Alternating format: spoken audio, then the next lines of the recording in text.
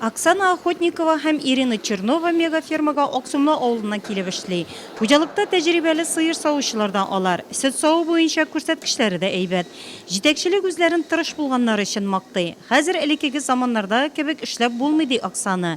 Сөт саву буенча имтихан тапшырырга туры килә икән. В марте будет 7 лет, как я начала работать. Зарплата у нас. Биредә эшли башлавыма мартта 7 ел була. Хезмәт хаклары бик әйбәт. Зарланмыйбыз. Эш урыннары җылы, эшләргә җайлы. Савым әйбәт, күп сөт бирә торган сыерларыбыз бар. Бер сменага 100 һәм аннан күбрәк тонна сөт савабыз. Бездә деловар технологиясе. Сөт саву алдыннан юабыз, аны эшкәртәбез, салфеткалар белән сөртәбез. Саугаштан соң да шулай эшлибез. Ул безнең шулай нормага кергән. Үткән елны әйбәт күрсәткечләр белән тәмамлаганнар Сөләймановлар. Хуҗалык җитәкчесе Ире Хайдарҗанов белдергәнчә, 9000-гә якын тонна сөт савып алганнар. Бу алдагы елларга караганда 104 тоннага артык. Сөт тапшыруга килгәндә, анысы да алдагы ел белән чагыштырганда 48 тоннага күбрәк.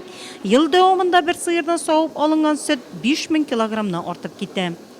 В данный момент больше 3400 голов. Хәзерге вакытта хуҗалыкта 3000-нән артык баш мөгезле эретерлек исәпләнә. Аның 1600-ы савым сыеры. Тулайым савым хәзер бер көнгә 20 тонна тәшкил итә. Бер сыерга 21 литр сөт савыла дигән сүз бу. Фураж белән исәпләгәндә бер сыердан тәүлеккә 13 килограмм сөт савып алына. Кышка мул азык запасы белән кергән Сөләймановлар бер баш шартта терлеккә күчереп исәпләгәндә 39 центнер күләмендә терлек азыгы әзерләнгән хуҗалыкта. Нәтиҗәдә көнлек артымда яхшы. Яңа туган бозаулар саны 2014 ел белән чагыштырганда 121 башка артык.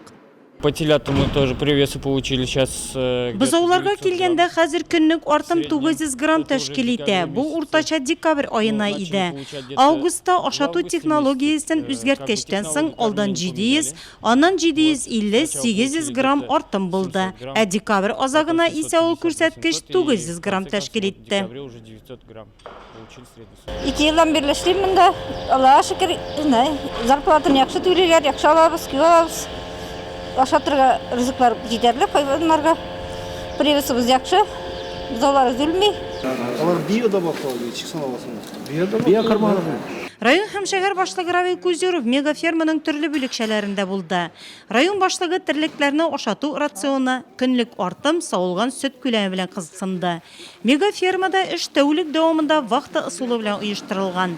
Терлекчелектә 107 кеше эшли, шуның 18-е сыер савучы. Бүгенге көндә терлекчелек төп табыш тармагы булып тора. Шуңа да район башлыгы Равил Кузеров Сөләймановларга күрсәткечләрне киметмәскә, бүгенге төпне дәвам итәргә кирәклеген ассызыклады.